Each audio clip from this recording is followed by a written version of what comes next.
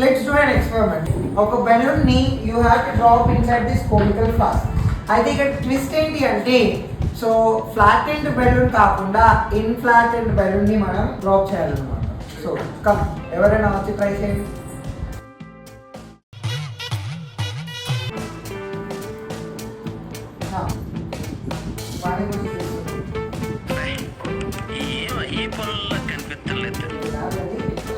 ఇంకెవరైనా తీస్తా, నాలో ఉన్న క్రియేటివిటీ మొత్తం బయటికి తీస్తా.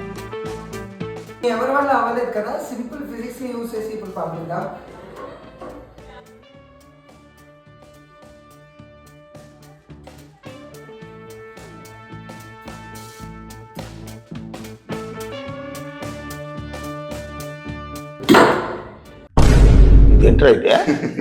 రైట్.